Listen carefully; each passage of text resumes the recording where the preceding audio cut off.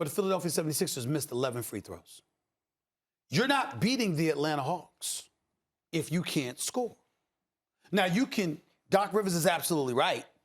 Trae Young is a master at drawing fouls. He's cat quick.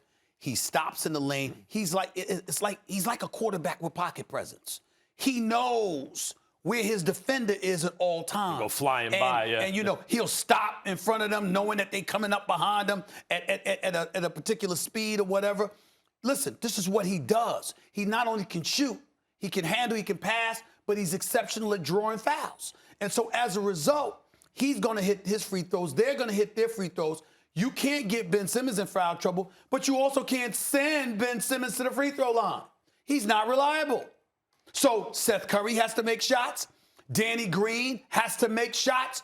But Tobias Harris, whose two best seasons in the NBA have both been with Doc Rivers as his coach, first with the Clippers years ago and now with the Philadelphia 76ers, this brother can play. He's making $180 million for a reason.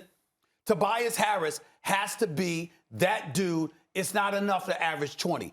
Tobias Harris is going to need to average close to 30 in this series, and he's going to need to shoot more than these shots. 13 shots, unacceptable. Tobias Harris needs to be shooting 23 to 25 shots a game.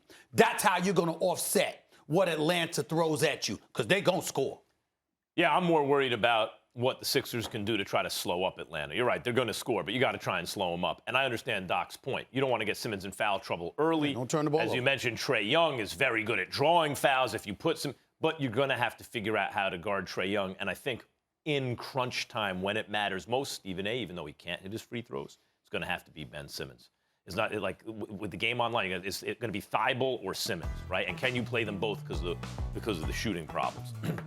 The real answer to this, and I brought this up yesterday, is actually Doc Rivers. Doc is the guy who's going to have to step up. Throughout the year, Stephen A., he's played this all-bench unit, right? End of the first, beginning of the second quarters. When you play that, now, in the regular season, you can go 11 deep. In the playoffs, you tighten the rotation. You play your best 8 guys, 9 guys. Doc is sticking to his guns. He did it in game 1.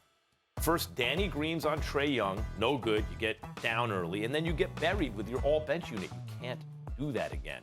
And Doc, sometimes the same thing that makes someone great, and Doc is a great coach. He's going to the Hall of Fame as a coach.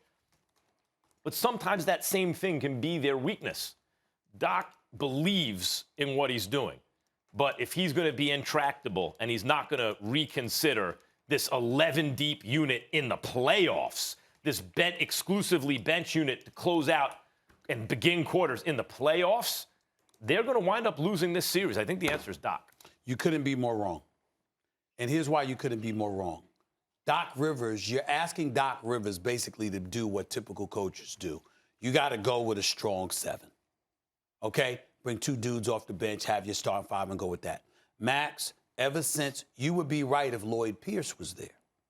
But ever since he was relieved of his duties and Nate McMillan has taken over, they've elevated their pace of play. They've pushed the ball up the floor more, which is why you see these guys for Atlanta getting open shots, and they're more than capable of burying them. So from a philosophical perspective, there is no question that the Atlanta Hawks are a team to be reckoned with because of pace of play, and they speed it up. Well, if they speed it up, you're talking about slowing them down. Well, let me throw this at you, Max Kellerman.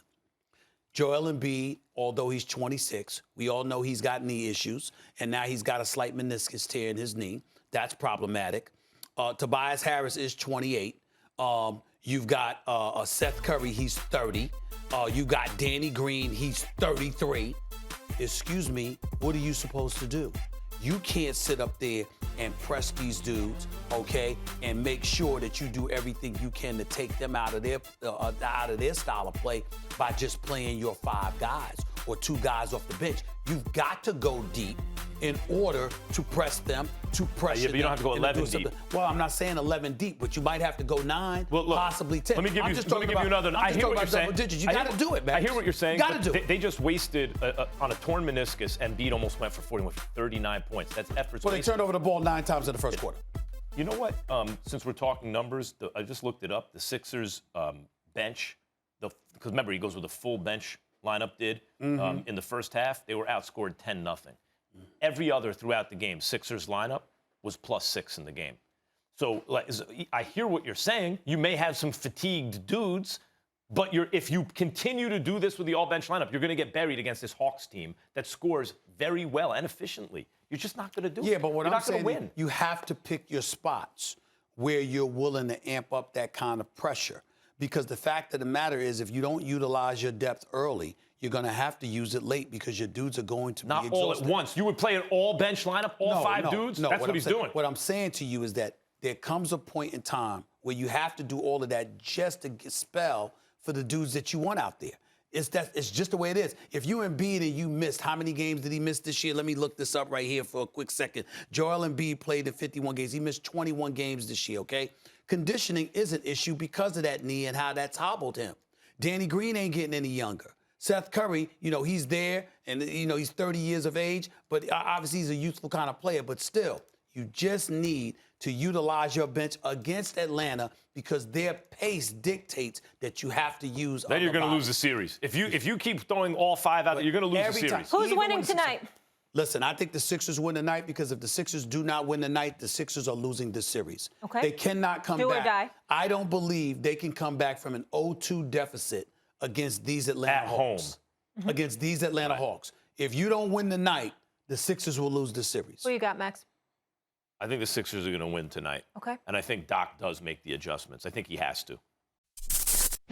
Thanks for watching ESPN on YouTube. For live streaming sports and premium content, subscribe to ESPN+.